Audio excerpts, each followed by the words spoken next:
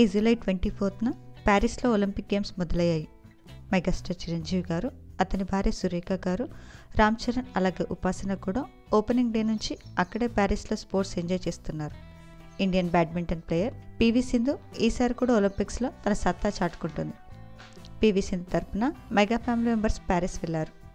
Ram Charan wife ఉపాసన కొండేలా social మీడియాలో ఎంత యాక్టివ్గా ఉంటారో అందరికీ తెలిసిందే.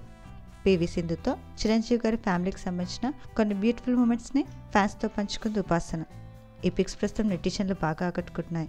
ప్యారిస్ ఒలింపిక్స్లో మెగా ఫ్యామిలీ బెస్ట్ మూమెంట్స్ని మనం ఈ వీడియోలో చూసేద్దాం.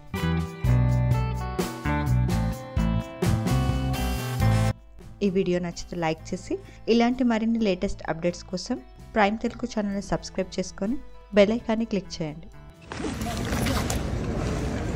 Atama, cooking at the Olympics.